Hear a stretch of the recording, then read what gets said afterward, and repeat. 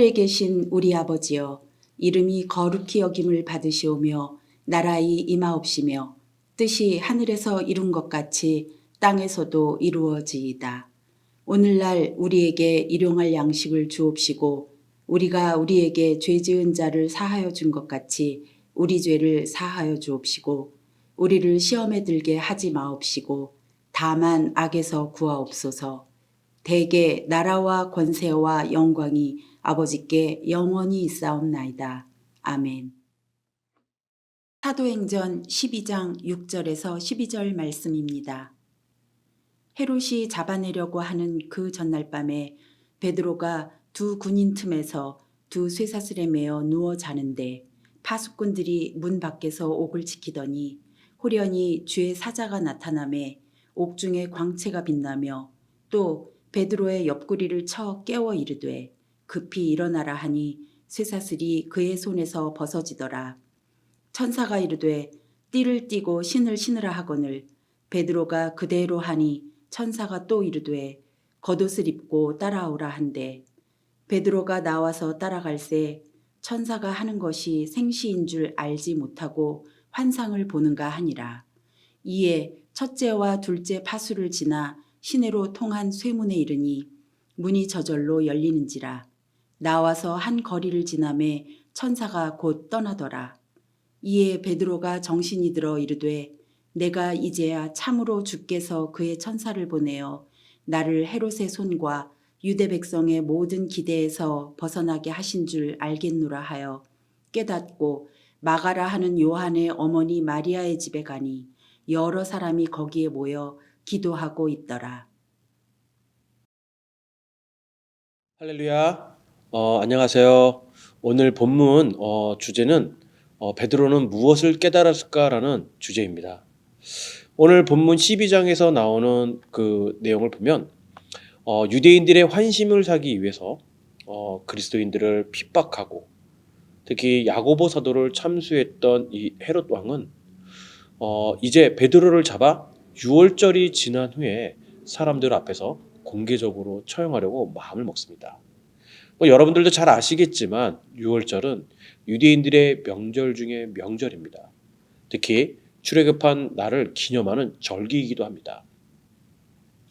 이 절기에는 이스라엘 각처에서는 물론 심지어 먼 나라에 가서 자신의 문화를 지켜온 유대인, 즉 디아스포라를 이루고 살아가는 수많은 유대인들도요 몰려와서 이 절기를 지키는 기간입니다. 헤롯은 사람들이 많이 모인 날에 베드로를 공개 처형해서 많은 유대인들에게 환심을 사려고 계획하고 있었습니다. 베드로는 그때까지 투옥이 되어 갇혀 있었는데 헤롯은 4명으로 짠 경비병 4패에게 맡겨져서 베드로를 지키게 하였습니다.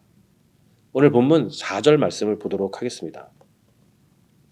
옥에 가두어 군인 4식인 4패에게 맡겨 지키고 6월절 후에 백성 앞에 끌어내고자 하였더라 라고 말합니다.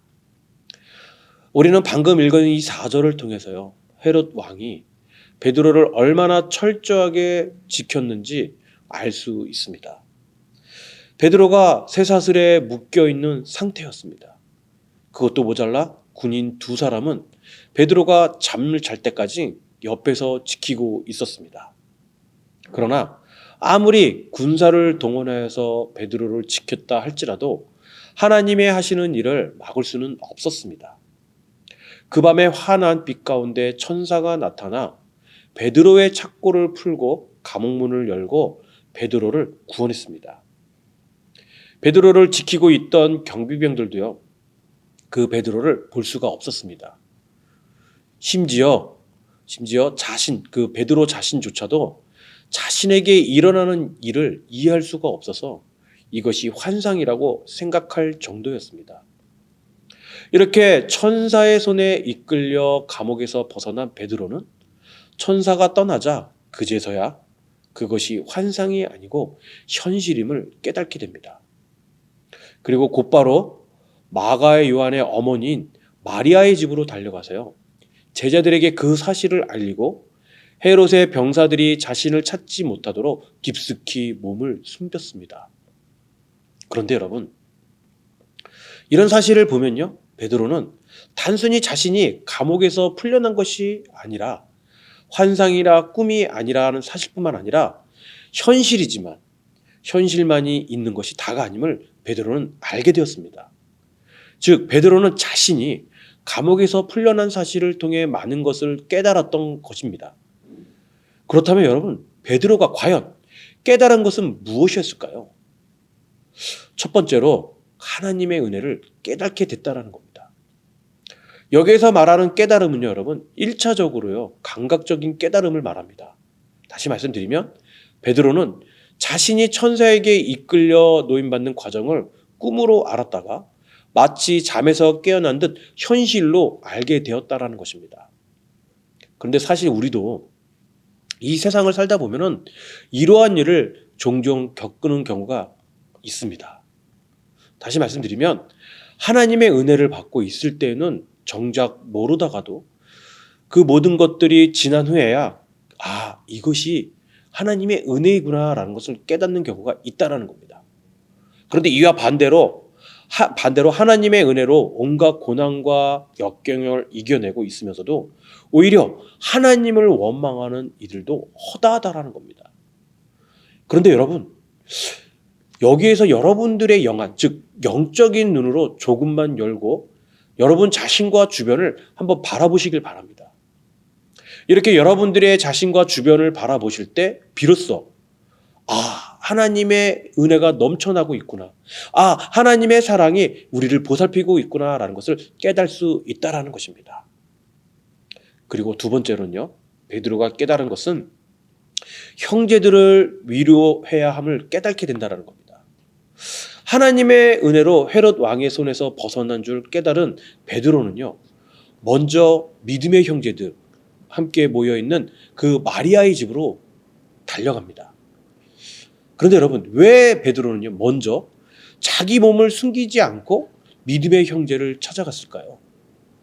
그것은 순식간에 야고보를 잃고 또 베드로 자신마저도 감옥에 갇혀 있으므로 몹시 그 마음이 상해 있고 두려움에 사로잡혀 있을 그 믿음의 형제들을 위로하고 격려하기 위해서 달려갔던 것입니다. 베드로에게 위임된 일이란 과연 무엇입니까?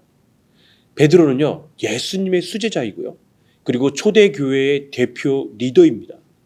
그래서 베드로가 믿음의 형제를 굳건하게 하는 것이 아닐까, 그러한 일을 해야 하는 것이 아닐까라는 겁니다. 그렇습니다. 사실 디베랴 바닷가에서 베드로는 주님께서 이 명령을 3차례나 받은 바가 있습니다. 박해자인 헤롯 왕의 칼에서 벗어났을 때 베드로는 이 사명을 새롭게 자각하고 먼저 믿음의 형제들을 찾아갔던 것입니다.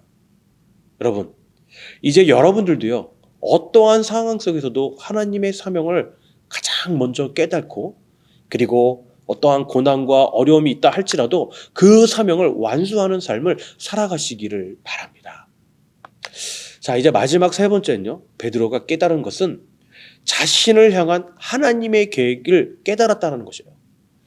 직접 자신의 몸을 보여줌으로써 정말 하나님의 은혜와 능력을 증거하고 또 형제들을 위로하는 그 베드로는 헤롯 왕의 병사들이 자신을 찾을 수 없도록 몸을 깊숙이 숨겼습니다. 왜 그렇게 했을까요? 헤롯이 두렵고 죽음이 두렵기 때문에 몸을 숨겼을까요? 아니라는 겁니다. 베드로는 수차례 걸쳐 공의의 핍박과 위협 앞에서도 굉장히 담대하게 나아갔습니다. 그런데 유독 헤롯 왕을 두려워했을 일은 만무하다라는 거죠. 다만 베드로는요, 하나님께서 친히 천사를 보내주셔서 헤롯의 손에서 구원하심을 통해 자신에게 아직 예수님께서 말씀하신 순교의 때가 이르지 않았음을 베드로 자신은 깨닫고 더욱 복음 사역에 박차를 가하기 위해서 자신의 몸을 숨겼던 것입니다. 여러분, 이건 역시 우리가 베드로와 함께 깨달았던 것처럼 우리 또한 깨달아야 할 바가 아니라고 생각합니다. 곧 우리의 몸은 그리스도께서 피로 값주시고 사신, 그래서 오직 하나님께 영광을 돌려야 할 하나님의 것입니다.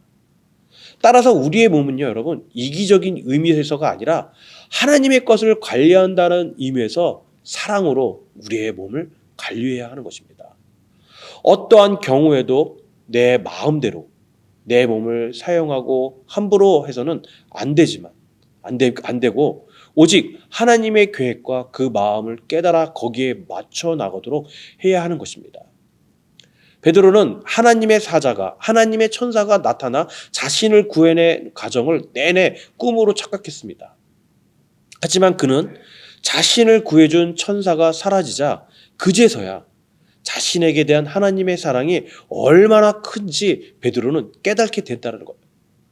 그뿐만 아니라 베드로는 그 사랑 속에 담긴 사명과 하나님의 계획을 깨닫게 됩니다. 그래서 베드로는 먼저 믿음의 형제를 방문해 위로한 후 몸을 숨긴 것입니다. 이러한 사실을 통해 우리는요, 항상 자신이 하나님의 크신 은혜 아래에 있음을 깨달아야 하고, 그리고 사명을 위해 이러한 은혜를 주님께서 베푸신다는 사실을 알고 주님의 마음 안에서 더욱 자신의 몸을 아끼고 사랑하는 저와 여러분이 되기를 간절히 소망합니다. 우리 함께 기도하겠습니다. 하나님 아버지, 우리는 어떠한 박해 속에서도 무너지지 않고 하나님의 말씀으로 성장하도록 은혜를 베풀어 주심에 진심으로 감사를 드립니다. 특히 어떤 고난 속에서도 영원함을 기억하며 두려워하지 않고 기도에 힘쓰며 담대히 주님의 증인으로 살아가게 하여 주시옵소서. 또한 하나님의 말씀으로 성장해 감을 기억하여 주시고, 그래서 저희가 늘 하나님의 말씀 안에 거하게 하여 주시옵소서. 그래서 오늘 말씀처럼 하나님의 은혜를 알고 고난과 또 두려움과 또 고통받는 이들에게 저희들이 주님의 자녀로서 위로와 격려하게 하여 주시고, 이 모든 것이 하나님의 계획임을 깨닫게 하여 주시옵소서. 이 모든 말씀 예수님의 이름으로 기도드립니다. 아멘.